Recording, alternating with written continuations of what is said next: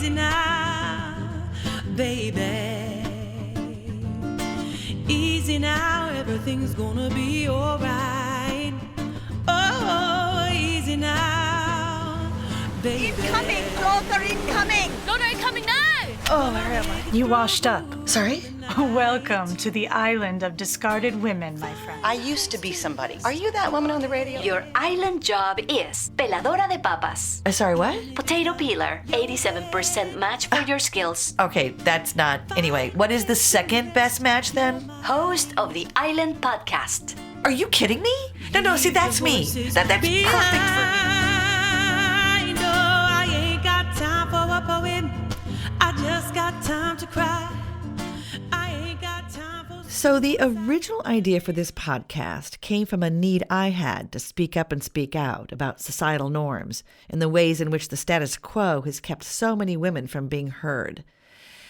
But it's hard to speak up if no one is listening, and it's even harder if you're actively being silenced. Our special guest, Jennifer, is a survivor of child sexual abuse within the family. In our conversation, she shares what happened when she decided to reveal to her extended family that she had been molested for years, starting when she was a kid. She's sharing her experience publicly now with the hope that other survivors will be empowered to break through the silence. For insight into this sensitive subject that is way too often suppressed, I also talk with Holly, a psychologist and art therapist who has worked with children and family issues for years. And we will list resources and hotline numbers for anyone who is experiencing the trauma of child sexual abuse and is looking for support. A gentle request from me that you please keep your heart and soul in mind if this topic is triggering for you. And to create the safest space for our conversations, we're just going with first names for this one. In March of 2018, Jennifer sent a letter to her older brother, calling him out for sexually molesting her for 10 years, starting when she was 6 and he was 9. I asked her if she'd ever brought up this abuse before the letter. Well, I had never talked about it with him. Okay. I had never brought it up ever since it had begun or ended. And I had told my other siblings here and there, over the past maybe 10 years or so, somehow or another, it had come up sort of in a, listen, this happened, and, I've been in a lot of therapy for it, and I'm not really talking about it. But it wasn't until there was an incident where my older brother used sexually charged and sexually tinged insults to me over social media and through just personal texts, that I decided to just cut him out of my life. And I wasn't saying anything to anybody why. I just needed to not have him in my life anymore. And which was really hard because we all worked together. We all had worked together. We sort of had a family product and a family face and a family business and all sorts of things. So I only brought it up to my mother out of necessity in the fall of 2017 because, she was saying, hey, I know that people have fights in families and, obviously we all have our difficulties with each other, but are you really not going to be in the same room with this person anymore? Like, what can be so horrible, basically? Like, come on, we can work through whatever it is that's the problem. And here I am, I'm almost, I was 39 at the time, and I didn't want to say anything to her because mostly I didn't want to be not believed, because that was my biggest fear. Yeah. So it was pushed and pressed like you would imagine. A mom would be like, what's the big deal? Why? Like, come on, we can, whatever. So I was just like, fuck it, I'm going to tell her. And here we were at my aunt's house rehearsing because we're all musicians. And I just started to tell her, I said, well, this is the reason why I'm not overreacting about anything. In fact, I'm underreacting, and this is why. So I just sort of laid it out, started crying, of course. It was a very weird moment. Yeah. And so I spilled it to her in November of 2017. And so when I turned 40 in February of 2018, on my actual birthday, and I was pregnant with my now 2-year-old son. And on my 40th birthday, I decided to just sort of have a big moment with myself, honor myself by going to my counselor, my therapist, and to just tell the whole story, all of the yucky parts and the scary parts and the shameful parts and the twisty, turny nature of it all. Tell one person the whole thing and just dig it up and dig it out. And that was February of 2018. And so I said to her, so I told her the whole thing. She was, very therapist-y about it. It was great. She was very helpful in listening. And I said, what do people do to ever confront this or fix this or handle this? Obviously you can't fix it, but Yeah. how do you handle it? Yeah. And she said, well, there's plenty of different ways. I said, well, I just know that I'm not comfortable. I'm just too scared to just go talk to him in person. And the fear part has to do with him, potentially saying it didn't happen. No, it was your idea. It was, oh, you liked it. Any of those scary things that come from any sort of abuse, but especially from an older brother, which is very disturbing and stomach turning. And so I said, I wouldn't want to be in person. How could you ever confront or heal or get anywhere if I'm not comfortable being in person? So she said, some people write a letter. Yeah. It's a really hard Of course. subject. Of course. But I plan on getting through this. Yes. So, so she said, some people write a letter and you can write it with the intention of sending it, or you can write it, without that pressure of thinking that you're going to send it. You can just write something and see what happens when you let yourself write what you would say if you were to confront, And so I took that task on my 40th birthday that day. Wow. In 2018, just in my car, just on my phone, in my notes, I just typed out a letter and I read it and reread it. And I thought, wow, this letter is, this is what I want to say. And so I sent that letter then to my siblings and to my mom and just said, hey, this is therapist led. And in the letter, it says, nothing's public about it. I just really want to handle this, but I really want to be private about it. I just want to be private about it. And I just want it to be a conversation in our immediate family. And that's it. So that's where the letter came from. And that's why it was written, was to privately confront with this really cool family. I mean, we're all really cool people. I don't feel like it's a family that wouldn't be listening and accepting and healing and brave in the face of confrontation. So that's where the letter came from. So your mother had not heard about any of this before that? She had no idea that it ever happened. I was instructed, by my older brother to be quiet. And the notion was from the get-go, like, this is something we'd both get in trouble, like you're going to be quiet. I'm going to be quiet. And so it was quiet.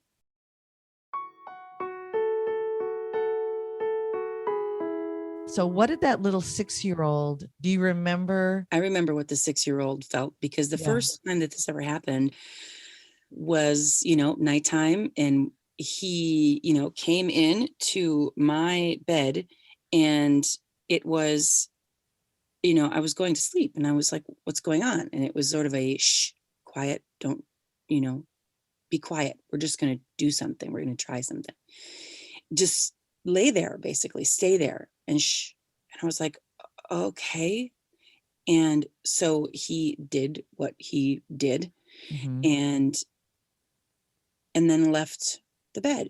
And then the next time that this happened, whenever it was, the next night or the next week or whenever it was, very soon after, I knew why he was coming into my bed, and I was scared and didn't know what to do. And so I just pretended to be asleep. And I pretended to be asleep for years while this was occurring on a regular basis. It wasn't even semi-regular. It was just regular. Until, one night when prompted to say something or whatever, I said something And then the whole jig was up, and I was clearly not asleep. And then it became an extra strange thing because it was so normalized years into it that you don't know. I mean, however old I was when it was clear I wasn't sleeping anymore, it just became normalized. And now that I was awake and this was still happening and not knowing what to do, the shame part multiplies by 1,000 because you feel like you know it's wrong. It's supposed to not be happening. You're not in control of the situation. You can't tell anybody. And it's scary. And I think anybody who's listening to this who has gone through this knows that it just becomes this boil on your personality with this thick membrane of silence around it.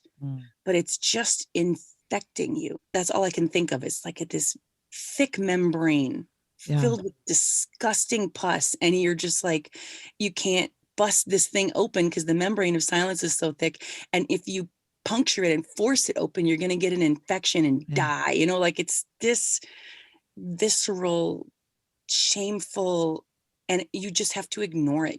You don't know what to do. And so you do nothing.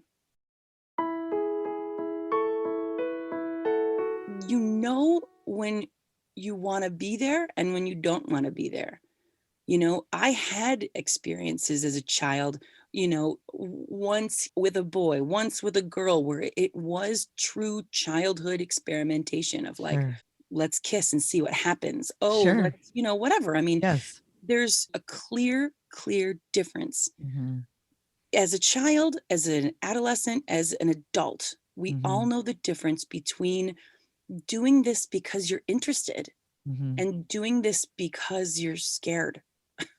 There's a big difference. And you're 6 years old. 6. Yeah. This happened over a 10-year time span, and it stopped when you were 16. Around 16. Remind me why it stopped. Well, this is what's so super messed up about it. You know, like I had said, things had become so normalized that it was just like, okay, well, I guess this is happening. Now we're teenagers. And of course, we're in a house alone together.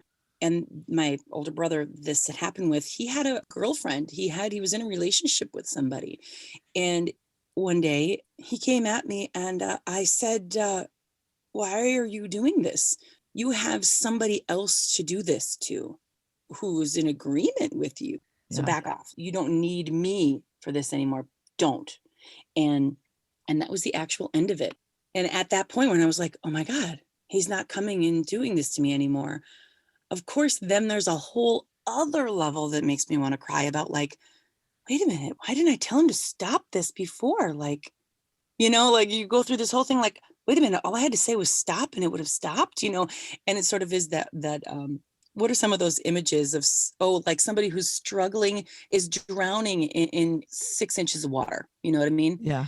Who's like, they don't know that they can stand up, you know? And they don't know it's just 2 feet of water. They're like, oh my God. They don't realize they can touch the bottom of the pool or the ocean or whatever. Boom, you're done.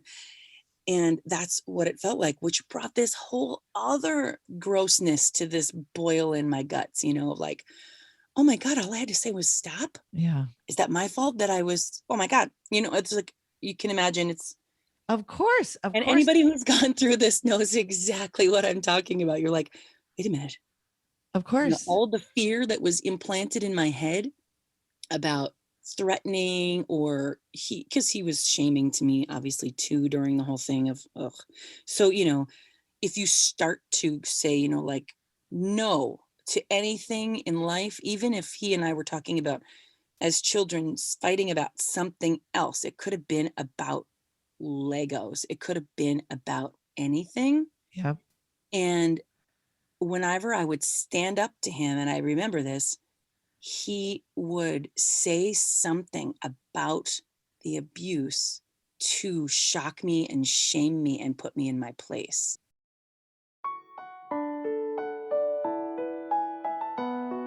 When you wrote the letter and you sent it to your brother and you had already sent it to your family, how did he react? It was very much silence, you know, and I didn't even know if he had gotten the letter. So weeks, maybe a month after I had sent it, I had had a conversation with my mom that she had had a conversation with him 2 weeks prior. And I was like, wait a minute, what? You did? Uh, what happened? And she's like, he admitted it. He was crying. He was shameful. He was very, very sad. And this was a big relief to me because he admitted it, which is the scariest part of bringing any of it up. Sure. And so I cried like I really hadn't expected to cry after I got off the phone with her, just for the fact that he had admitted it at all. And I thought, wow, if he's really sorry and feels bad, and he had said some things to her that were very vulnerable, and I was like, oh, okay, this resonates as true. Oh, this is amazing. Mhm. So I thought, you know what? This is going to work to keep this in the family. This is really going to work. All he has to do is basically say those things to me, and I think we could go. I think we could maybe go to some therapy as a family. We could go to therapy maybe as brother and sister, work through this. I can't believe it. My therapist is a genius. It worked. I was like, this is really gonna work. Whew, big sigh of relief, big Yeah. cry. It was great. And then I never heard anything from him. So, and now it's 2021 and I still haven't heard anything from him. In September of 2018, she decided to share all of this on Facebook. I asked her what drove that decision. So months had gone by and there was no reply from him. And then immediate family members were just going on as though nothing had happened. So there was still happy birthday, and there was still, hanging out and getting together, and he's still invited to things. And I'm realizing, oh, I'm going to have to choose. I'm going to have to choose now because my family isn't enforcing anything. Like, he's not going to say anything to go toward healing with me. I have decided to not be in the same room as him. Mm-hmm.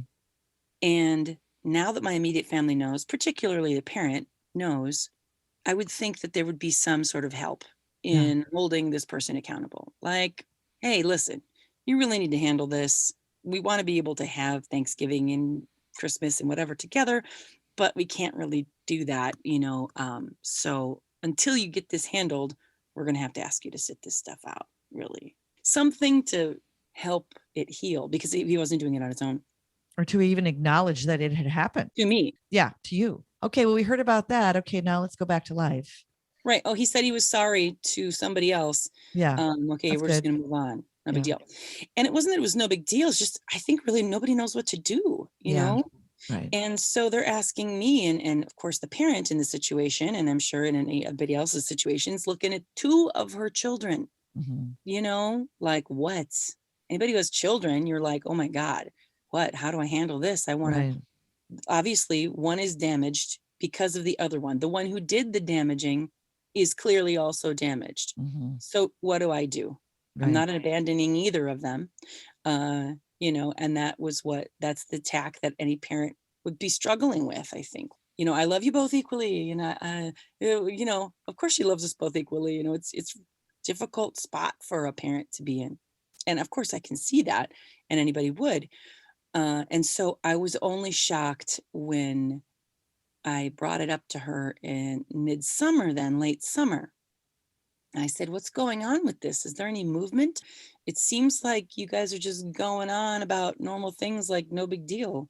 You're having a birthday thing with him, and like holidays are coming up, and extended family gatherings are going to start coming up. Like, I don't want to tell my extended family about this and say, hey, listen, my brother has to apologize to me for XYZ, ABC, 1, 2, 3, blah, blah, blah. Can you please not invite him? So I don't, what? Yeah. I don't want to do that. And I also don't want to not show up for no reason, because I love my family and I want to be with them. So it's a very specifically weird situation. And since the beginning of it, I had said to the family, I need help. I can't do this by myself. Right. Which is why you have this letter, and why I need to hold some hands during this, because I'm scared, and this is a really big deal. I've been in therapy already for 20 years for this before I even brought it up to you guys, like this is hard stuff. And so at that time, then in the summer, questions started coming my way, and statements that were like, I just don't think you're telling us the whole story. And Wow. more questions that were a little more hair splitting, like, he was sorry, but, now, I mean, I guess I have a new question for you. I mean, did he ever force you to do anything?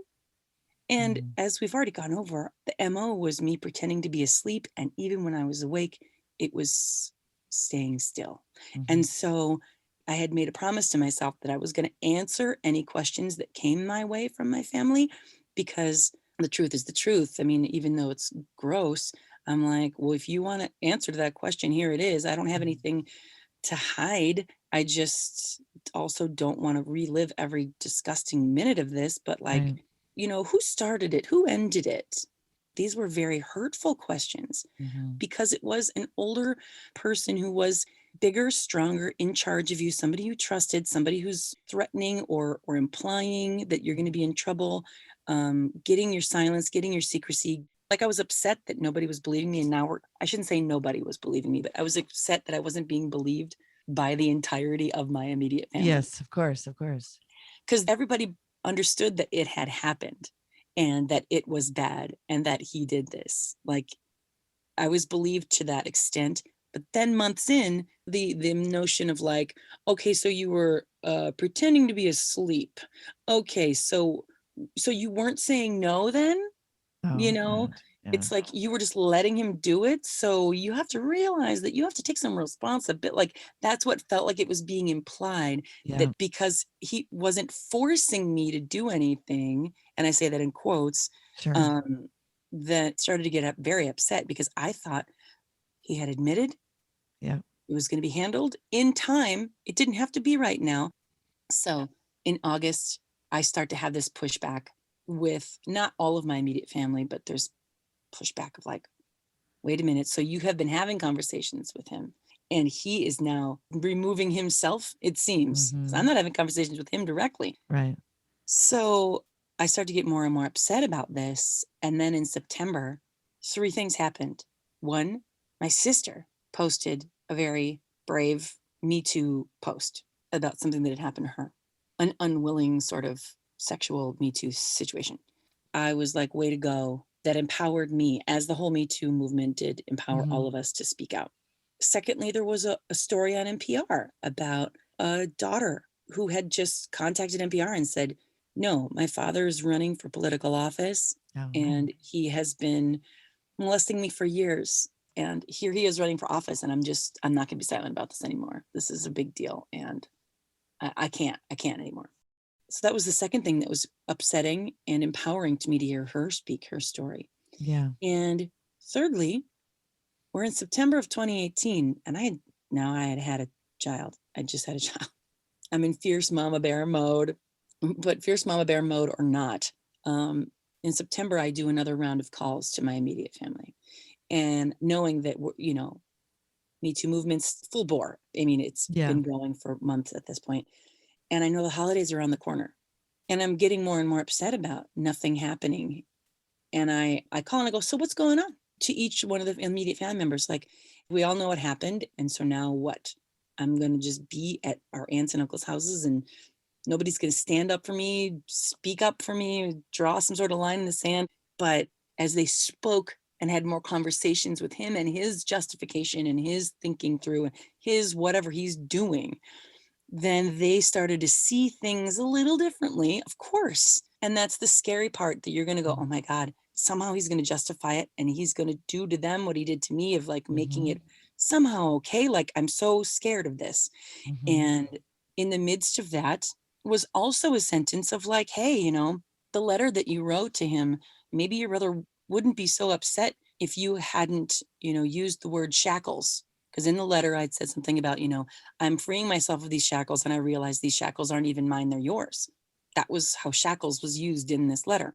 which is really powerful. It's a really powerful It image. felt that way when I wrote it. It felt Yeah, very powerful. It it felt is. eloquent. It felt like, Yes, you know, it I'm is. not here calling anybody names. I'm not swearing in this letter. I'm not anything Jerry Springer. Nothing like that is happening. Right.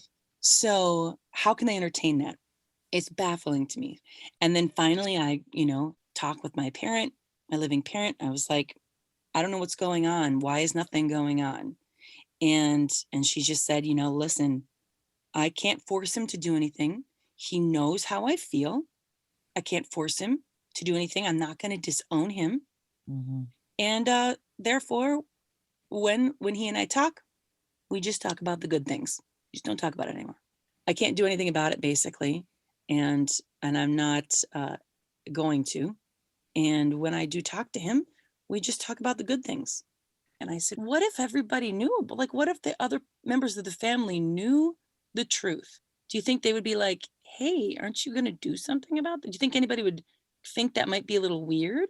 And she said to me at that point, well, if the whole family knew about this, they would have to hear both sides of the story, which sent me completely over the edge. It Of was the course. scariest thing for me to do, to try to confront this gut boil in the first place, and to do it so by the book, especially in the Me Too movement era, to do it so privately and respectfully, emotionally responsible, patiently, following all the advice, coloring in the lines, I mean, driving in the lane, all the things, and yet still nothing happens. And I'm realizing that's it. I don't have it in me anymore to push for help. I've already asked my very best. And I don't have it in me to be silent anymore. So now this heavy rock of realization plows into my guts that nothing's going to happen. And in that moment, for me, either that rock is going to become my headstone, I'm going to die under this, or it's going to be the mountaintop that I stand on top and I shout and I say, hey, if this is happening in my family, this has got to be happening in a billion families. And I stand here, let the chips fall where they fucking may. I am not going to let another 6 to 16-year-old girl be shamed into silence, or boy, of course, be shamed into silence. And then when they finally responsibly bring it up quietly to their immediate family, even when the person admits to it, they don't do a thing. And so I'm like, no, I'm not going to let this happen to another adult or kid, any of these survivors, because it is the most floorless Twilight Zone feeling of my life, where I felt like I was rotating out in outer space, tetherless. In one moment, it's both the feeling that you're in outer space, surrounded by all of this expanse with no floor, and at the same time, you are the tiniest crying child in the corner of the room, and nobody's coming to help. Yeah. Either one of those scenarios, you are insignificant. Right. It's an insignificance. It's a worthlessness, a helplessness. It is enough to drive people to suicide. And like I said, feeling that feeling that I was just going to have to deal, they would rather say, Jenny, can you shut up about this? Please. I can't do anything about it. So stop. What? I don't know what to do. I don't know. You don't know what to, nobody knows what to do. They would rather just leave me with it than stand up to him or anything and just say, hey, listen, pal, you're not invited. And then if you're not going to just do the decent thing here, no, they listen to him. They start splitting hairs and asking me insinuating questions, telling me about the shackles thing. But they care at the same time. They're not telling me out and out, we don't believe you, we don't have time for you, we don't care. They're saying, we believe you, we really care. There's just nothing we can do. There was a literal sentence of, I can't deal with this, came from one of my immediate family members. It's just too much for me. So I'm like, okay, got it. Yeah. I mean, it's understood. It's too much for you. And then I'm like, it feels like, again, I go, okay, my mistake for Mm. asking for help. I Yeah. thought that I Wow. could. But I think the reason I thought I could is because the therapist, who I adore, she's like, you're going to need a support system. So talk with your immediate family, answer their questions, so they understand that you're being very truthful with them. There's nothing that you're trying to hide. You're really just trying to get help. And then, they can be with you together and you can work your way into in-person therapy, or, it was one of the potential rather general paths that I was assuming, like, yeah, this is going to be difficult, but, it's not like they went through it. They're just hearing about it and all they're doing is holding my hand while I go through it. Mm-hmm. But it was worse than that. It was, now I thought we had it. I thought we were there. And then they believed me less and less. And then they'll get to it later. We'll do it later. Oh, just kidding. We just don't talk about it anymore. And that moment, I lost it. I lost any more. I don't want to say I lost it. I don't want to say that I went crazy, because I didn't. Mm-hmm. I just ran out of strength. Mm-hmm. And like I said, when I became so floorless, I just realized that I'm either going to get buried under this pain or I'm going to have to use it as a soapbox. So I posted in September of 2018 and I said, I'd rather, whatever the backlash may be, I guess I'd rather have a truth-induced backlash than to continue to live in this invisible prison of silence or something like that. Right. So I said, you know what, let the chips fall where they may. And of course, when I say let the chips fall where they may, I was deeply hoping that the chips were going to fall with my extended family coming to my rescue, or people who know my immediate family saying, whoa, immediate family, she seems that she really needs help. And Yeah. how can we help you guys heal? Right. I was hoping that that's how it would go, but it didn't really matter. I was like, I don't even care. I can't care anymore, because I cared so much. And now I am in outer space with no tether, and I don't know where my planet is. So I posted, and the cousins were reaching out, one here and there, Okay. texting, maybe an email, nothing on the social media where anybody could see. Okay. But I was getting some texts and letters of support, like, oh my God, you're Yeah. very brave. I can't believe you had to go through this. Yeah. I hope you guys can heal, just letters of support. On the older generation, which is all the adults now, extensions of my mother Sure. and father. So all my mothers and fathers, those people, Yeah. I find out later that they all got together Wow. to discuss this. And I find out later that they all couldn't believe what I had done to my immediate family by reporting this. And I was somewhat cared for. Like, I reached out to one of these people of this generation and said, what's going on? How come there's just radio silence? Like, what's going on? Yeah. And this particular person said, well, I really feel for you. Boy, oh boy, do I feel bad for you. What a terrible thing you had to go through. I felt like it was really, she cared and felt bad. And then the next, whatever it was, week or day or however long it was, coming up on Thanksgiving, then she said, sorry, we're just going to have to ask you to sit this one out. Wow. I have people that they won't come if you're there. Wow. So I'm going to choose them. I have people who won't come. And I don't know what that was, one person or six people or everybody. It wasn't made clear. All I know is that, once again, here it is. I'm telling the truth, and I am told, we can't believe what you've done. It's an extension of the nightmare of the Sure. abuse. Of course. All right, well then, I'm either going to go crazy or I'm going to become an activist for this. That's all there is. It feels like activism in any other category. You are mistreated and you're told to shut up and be grateful. Yeah, you're shamed into silence all over again. But Yeah. I mean, like any other course of activism, it feels the same way, of like, you should be grateful for the things you do have. Don't talk about any mistreatment. Don't talk about no justice. Don't talk about Right. nobody believing you. Don't talk Right. about that. Right. And you want to just focus on the good things. Focus on the good things. I'm trying to heal myself here. Oh, well, when you bring up the healing, you want to heal. You know what you're doing? You're destroying everybody else in the meantime. Oh, no, I'm not. I'm trying to survive here and Right. I need your help. And I'm not going to be gaslit into thinking that when I ask for help, that the word narrative was thrown at me. This is, oh, well, I know. Oh, I hear you, Jenny. That's your narrative. Oh, I'm like, really? narrative? That doesn't narrative to you mean you're bending the story to make it serve you? I was like, Yeah. narrative. So I do the post. I stand up for other people who are in my position.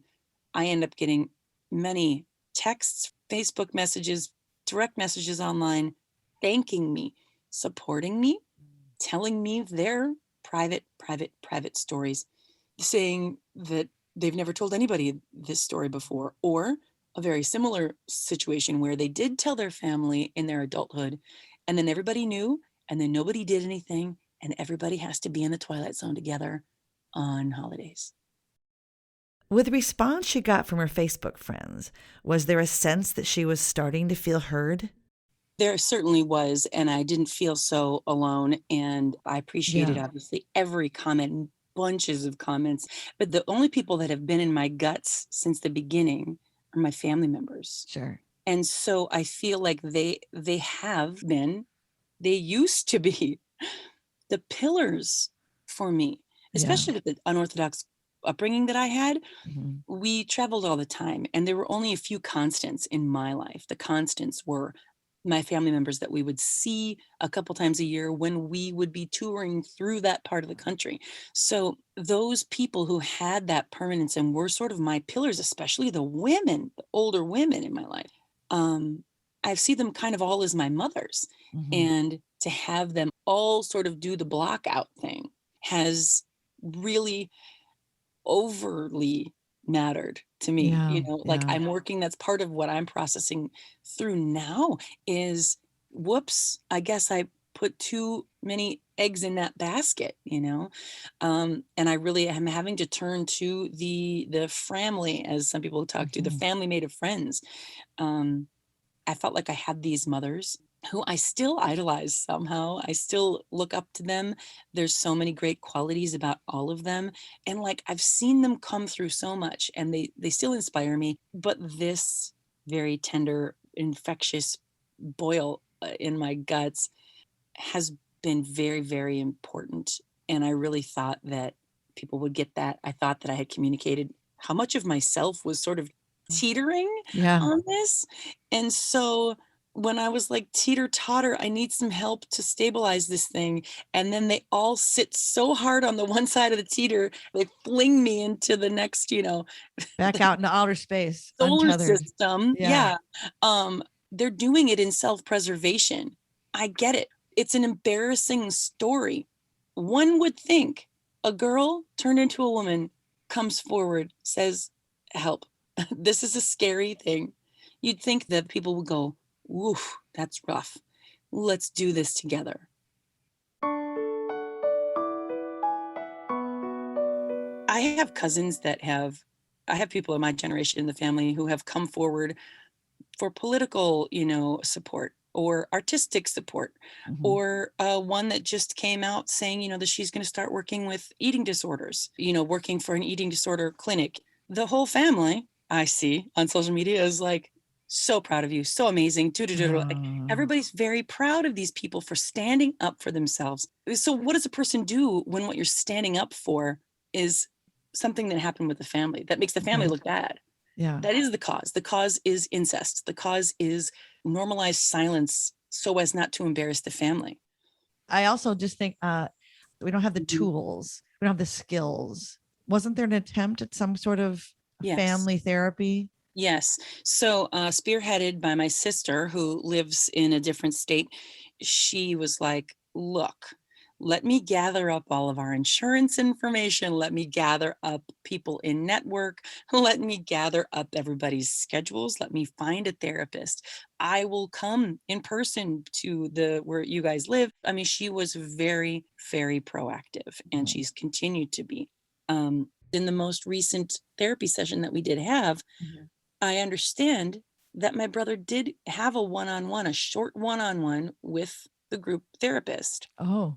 And he opted to walk out of the room. I wasn't there. He opted to walk out to not talk with the family. He wasn't ready to do that. But in the one-on-one session with the therapist, he had the same sentiment of he was sorry. He admitted that it had happened. He felt bad and he wasn't ready to talk. So it's also confusing because I don't understand what the truth is. I'm not willing to just have a face-to-face conversation with him because I don't currently trust that a full admission is going to be there. And that continues for us adults that have gone through this, especially as children. There is still, even though we know exactly what happened, for some reason, there's a fear that that person is going to gaslight you right here, right now. And because there's so much trauma around the subject, sad to say, I am still susceptible to that gaslighting. It would still wreck me to a certain degree. And I am not willing to potentially sit and be gaslit in a situation and have to defend myself in person with a therapist in the room or a family in the room. It's just too much for me. Still, So at this it stage, still feels unsafe, dangerous. Yes. dangerous to be with him.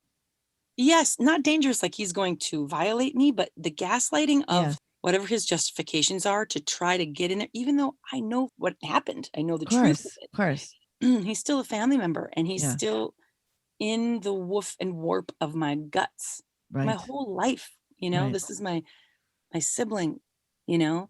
I had one other member of the older generation over this past Christmas Mhm.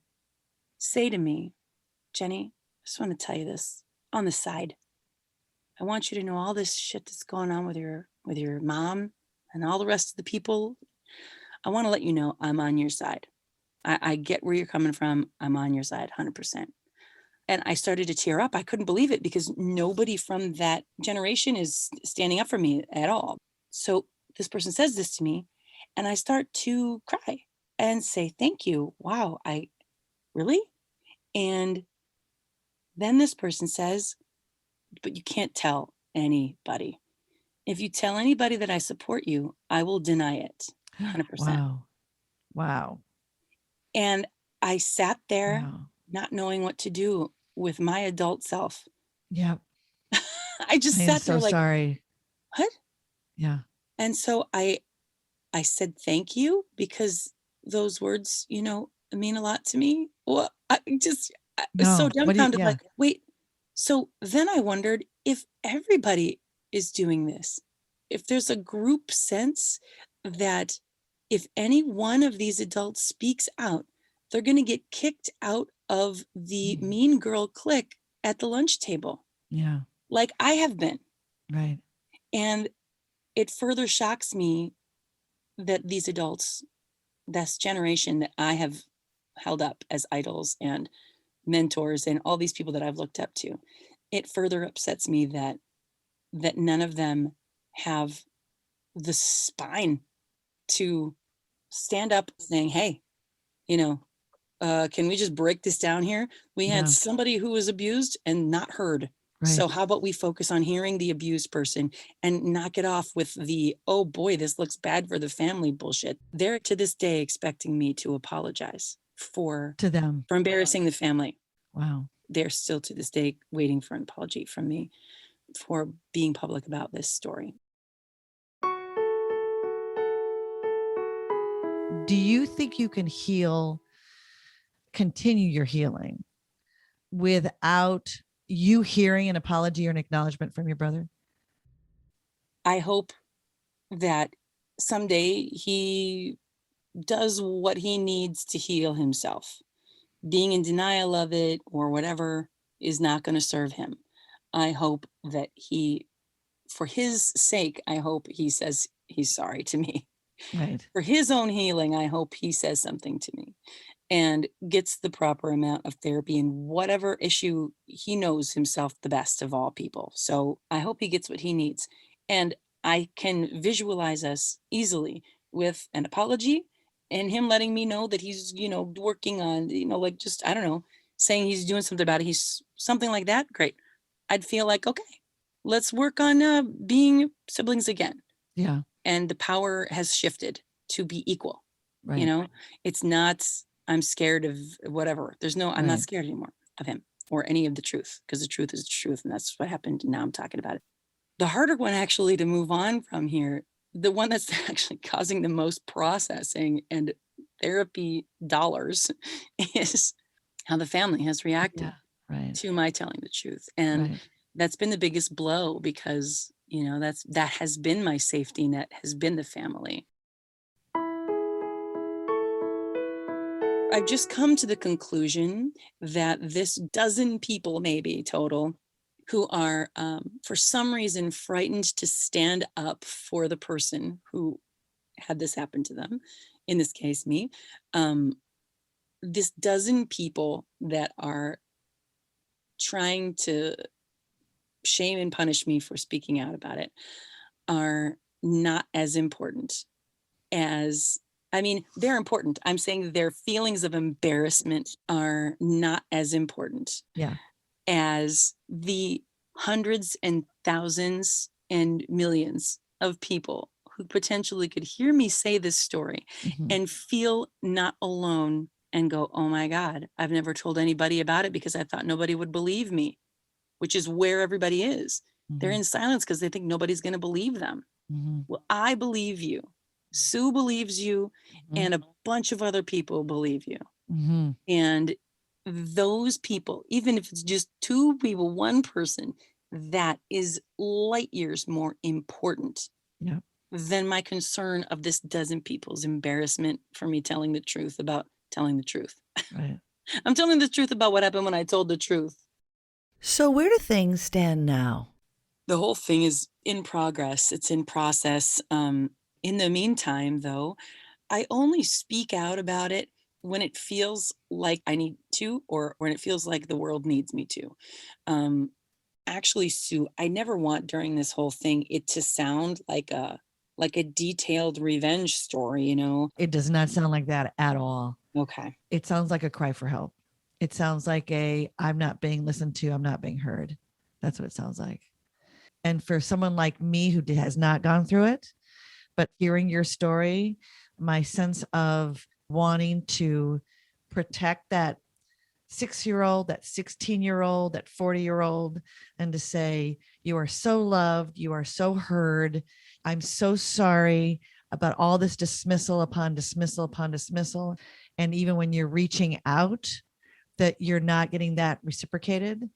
Your courage and being brave to tell your story is helping me gain this huge insight and add to my level of empathy and compassion for all of the kids that have gone through this and are now adults trying to navigate through all that pain. Okay. Well, that's good. And, hearing somebody say those words of just hearing that reflection back is healing to me, because that's not what I hear from my family.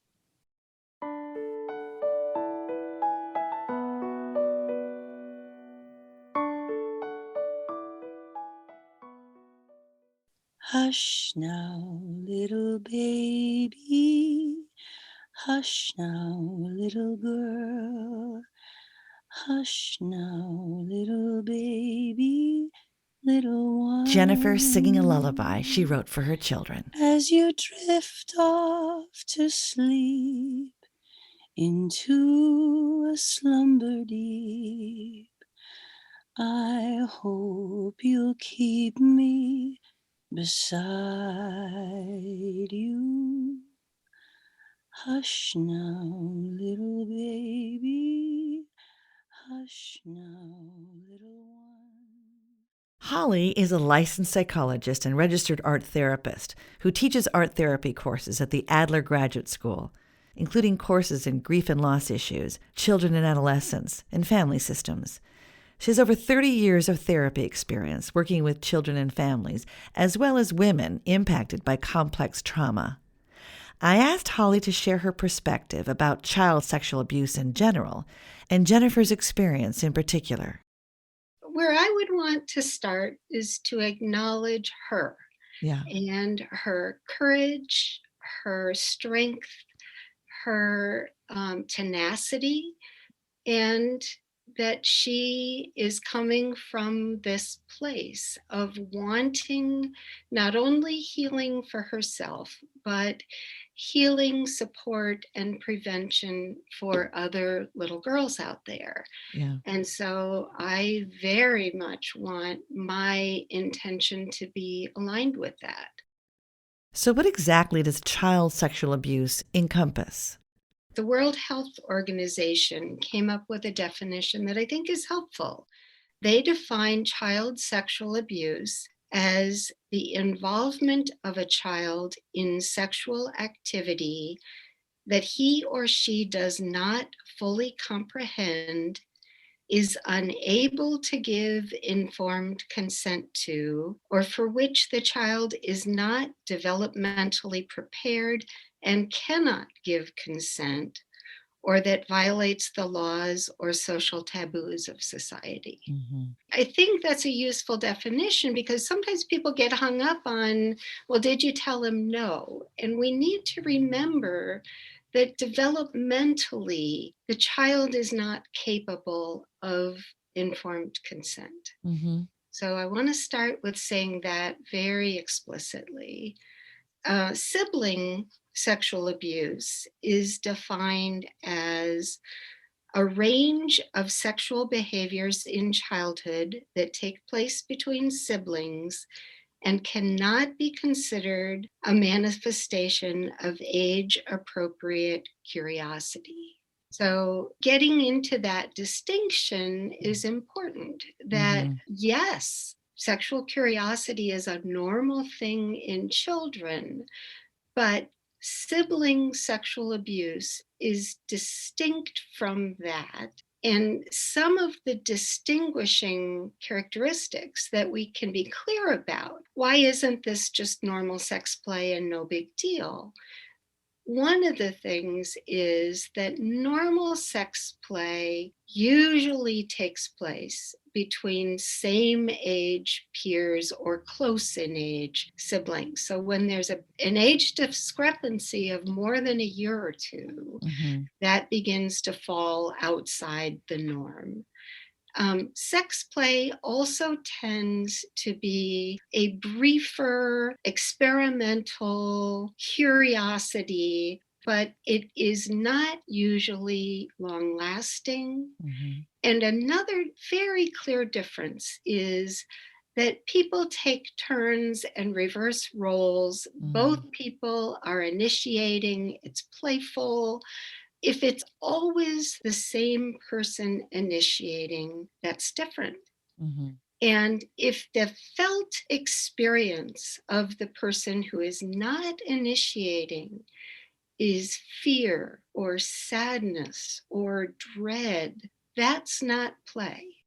There's often also a power differential. And so if the older child is stronger, more knowledgeable, more perceived as an authority, they're exploiting a power differential.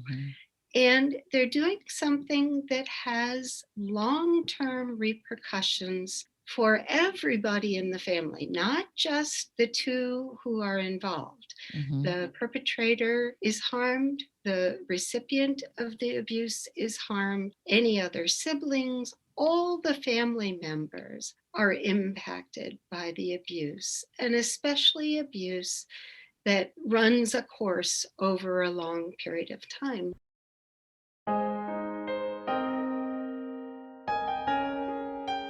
When abuse is disclosed, that's a crisis for a family. You know, some of the really common responses are either that didn't happen at all, period, I don't believe you, Or it did happen, but it's really not that serious, no big deal.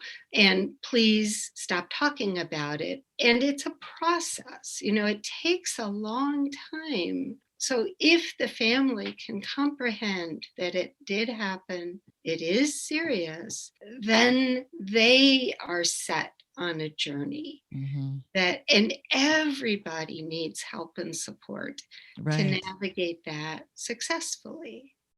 And the reactions to the abuse within Jennifer's family. A lot of sort of judgment about, well, but she should not have gone public with this. Right. And it was a betrayal of the family to be so very public about the disclosure without really recognizing that she really didn't have a good option. To stay silent and go on as if nothing had happened would be a self-betrayal. Right. My hope would be that people could soften a little bit and understand that part. Silence and going on as if nothing happened replicates those years of silence in childhood. Right. And she can't do that now. Right. She must not do that now. And also this intention about, I, Jennifer, want to bring something good by going public with this story.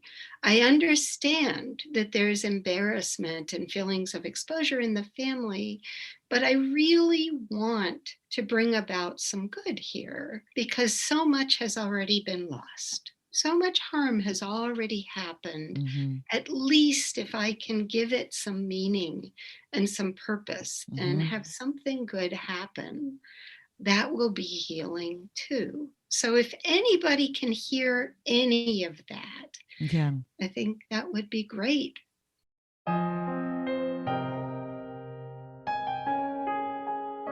I think sometimes speaking out is intrinsically valuable just from a standpoint of self-respect. Yeah. That I, from a place of self-respect, cannot be silent in this moment.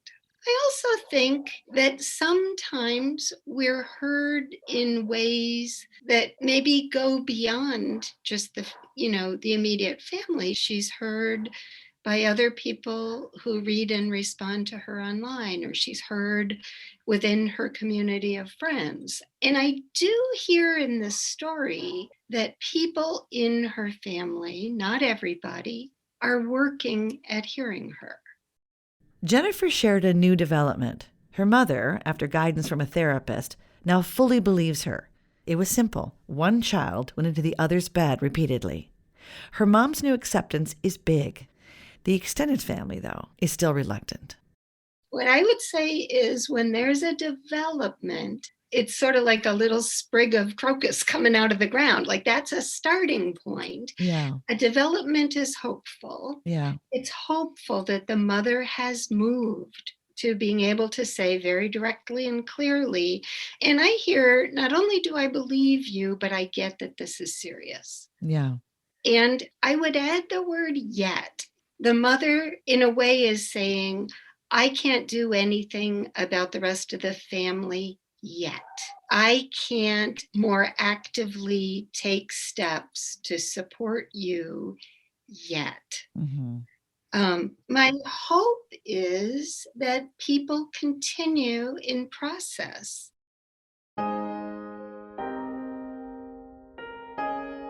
We can love both of them and recognize that this was damaging to both of them and still hold him accountable, that this was not okay. Yeah.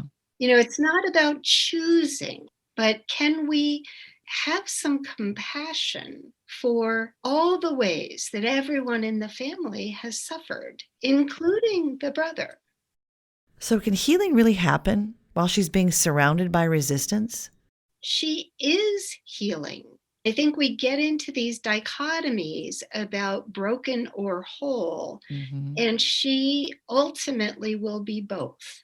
Nobody can give her back her innocence and all those years that this went on and that she wasn't just freed up to be a kid. Nobody can give those things back. But what she can have is understanding and support and establishment of safety and trust and a connection with herself and a reclaiming of her own body. All of that, she is in the process of healing.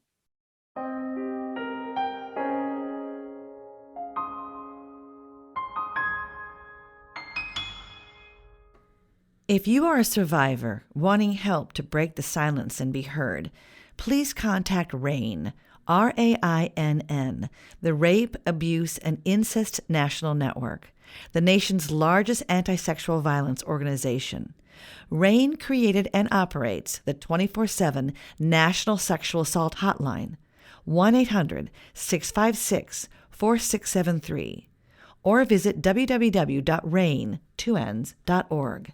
RAINN is in partnership with more than 1,000 local sexual assault service providers across the country.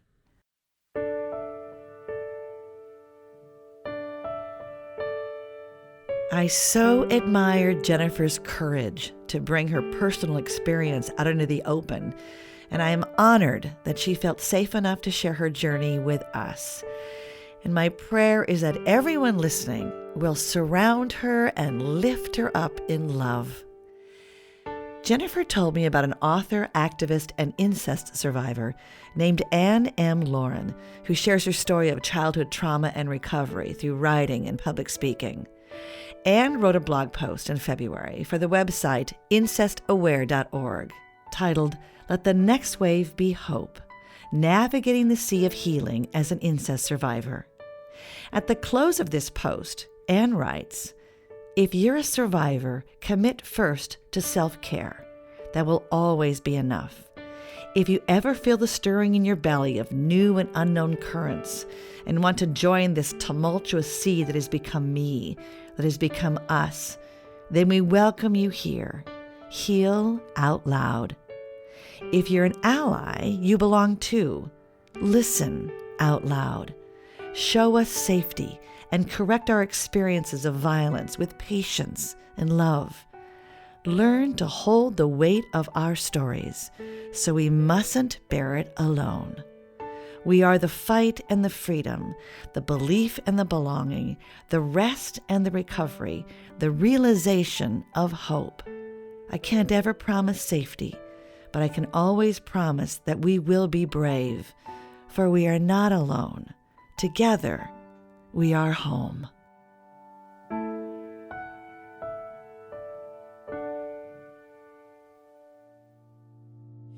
Easy now, baby. Easy now, everything's gonna be alright. Jennifer with her husband Joe on guitar. Easy now, baby. Gonna make it through the night. Thank you, Jennifer. Thank you for letting us in. You have inspired us to support you and other survivors by believing you and listening out loud.